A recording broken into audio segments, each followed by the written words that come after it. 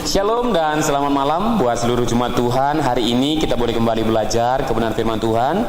Sebelum kita tidur, biar kiranya malam ini kita boleh istirahat dengan penuh damai daripada Tuhan. Mari kita buka Alkitab kita dalam kitab Lukas pasal yang ke-24, ayatnya yang ke-38. Saya bacakan bagi kita, demikian firman Tuhan. Akan tetapi ia berkata kepada mereka, "Mengapa kamu terkejut dan apa sebabnya timbul keraguan-raguan di dalam hati kamu?"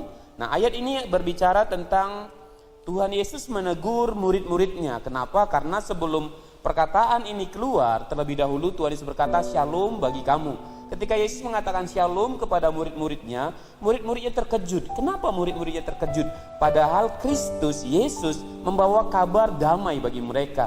Karena mereka dalam keadaan takut, mereka dalam keadaan cemas, mereka dalam keadaan bimbang karena Yesus baru mati. Padahal kematian Yesus sudah diberitahukan sebelum peristiwa itu terjadi. Bahkan kebangkitan di antara orang mati pun sudah Tuhan Yesus berikan kepada murid-muridnya. Namun kenapa murid-muridnya takut? Kenapa jawaban dari murid-muridnya penuh keraguan dan kekhawatiran? Karena mereka di dalam ketakutan dan kecemasan. Nah, karena itu Bapak Ibu, apa yang bisa kita pelajari dari kebenaran firman Tuhan ini? Yang pertama adalah mari siap sedia dalam segala hal. Murid-murid takut, cemas ketika Yesus berkata shalom kepada mereka. Kenapa mereka takut, cemas? Karena mereka tidak siap sedia. Padahal berbicara penderitaan dan kebangkitan Yesus, Tuhan Yesus telah beritahukan selebih dahulu kepada mereka. Namun murid-murid tidak percaya akan hal itu. Nah, bagaimana dengan kita? Hari-hari ini saya lihat, bahkan saya juga mengalami, banyak di antara kita yang mengalami keterkejutan, mengalami yang namanya shock. Tidak siap menghadapi peristiwa yang terjadi, tidak siap mengalami masalah-masalah yang terjadi. Padahal Tuhan Yesus dalam firman-Nya sudah berkali-kali mengatakan kepada kita, di hari-hari terakhir nanti akan timbul masa yang sukar. Nah, karena itu mari belajar ke depannya supaya kita menjadi pribadi yang siap sedia dalam segala hal. Supaya apapun yang terjadi, kita tidak mengalami keterkejutan, tapi kita bersyukur karena yang terjadi sesuai dengan kehendak Tuhan. Nah, yang kedua yang bisa kita pelajari adalah iman terhadap janji Tuhan yang tidak boleh ragu.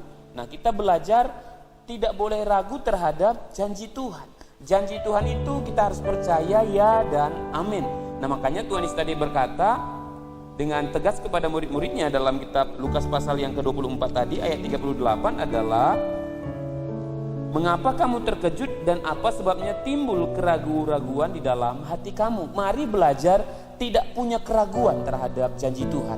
Kalau Tuhan berkata pencobaan yang kamu alami adalah pencobaan yang biasa, kita harus yakin. Kalau Tuhan berkata dalam kesusahanmu Tuhan beserta kita, kita harus yakin. Bahkan kalau Tuhan berkata sampai akhir hidup kita, sampai akhir bumi ini Tuhan beserta dengan kita, kita harus yakin terhadap janji kebenaran firman Tuhan. Sehingga kalau kita yakin akan kebenaran firman Tuhan, kita tidak punya keraguan dalam diri kita. Ketika kita ada kedamaian, kita tidak ragu, maka percayalah istirahat kita malam ini akan penuh dengan damai daripada Tuhan. Tuhan Yesus memberkati dan shalom.